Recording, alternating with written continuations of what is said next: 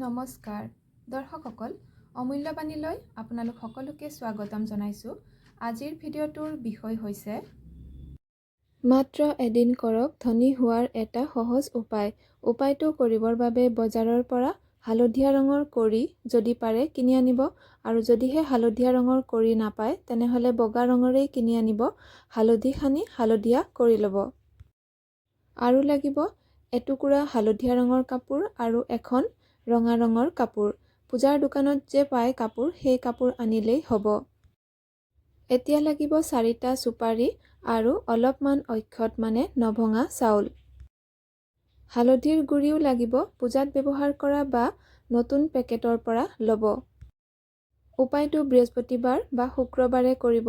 গা ধুই পৰিষ্কাৰ কাপোৰ পিন্ধি কৰিব, যিকোনো সময়তে কৰিব পাৰিব।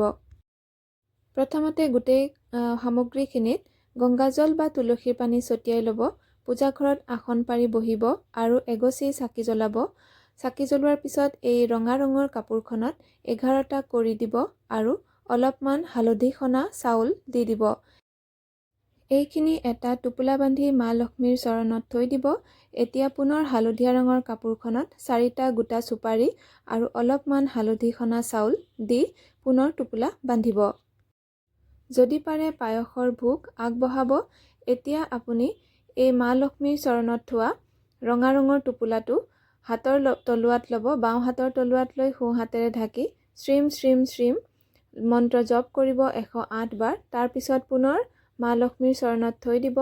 মন্ত্ৰ জপ কৰাৰ আগতে আপোনাৰ মনৰ ইচ্ছাটো কৈ ল'ব, যেনে আপুনি কিমান টকা বিচাৰে, আৰু যিটো বিচাৰিব পৰিমাণৰ টকা, সেই পৰিমাণৰ বাবে আপুনি যোগ্য হ'ব লাগিব বা প্ৰকৃততে আপোনাক দৰকাৰ হ'ব লাগিব। মন্ত্ৰ জপ কৰাৰ পিছত টোপোলাটো পুনৰ মা লক্ষ্মীৰ চৰণত থৈ দিব। মানে ৰঙা টোপোলাটোহে মা লক্ষ্মীৰ চৰণত থৈ দিব, আৰু হালধীয়া টোপোলাটো লৈ আপুনি কোনো ঘৰৰ ওচৰৰ আহঁত গছৰ তলত যাব। তাত গৈ আপুনি 11 বাৰ ঘড়ীৰ কাটাৰ দিশত আপুনি ঘূৰিব। তাৰপিছত ভগৱান বিষ্ণুক স্মৰণ কৰি আপোনাৰ মনৰ ইচ্ছাটো বা আপুনি কিমান টকা বিচাৰে সেই কথা প্ৰকাশ কৰি ওম নমো ভগৱতে বাসুদেৱায় মন্ত্ৰ 11 বাৰ জপ কৰি এই টোপোলাটো গছৰ গুৰিত থৈ ঘূৰি আহিব। ঘূৰি অহাৰ পিছত যদি পায়স আগবঢ়াইছিলে ঘৰত, তেনেহ'লে সেই পায়স সকলোকে ভগাই দি নিজেও খাব পাৰে। উপায়টো কি কৰিছে, কিহৰ কাৰণে কৰিছে কাকো নজনাব। কওঁতে ভালকে বুজাই কোৱা নহ'ল। এটা কথা পুনৰ কৈছোঁ, আহঁত গছজোপাৰ চাৰিওদিশে পৰিক্ৰমা কৰিব 11 বাৰ বা 11 বাৰ ঘড়ীৰ কাটাৰ দিশত ঘূৰিব।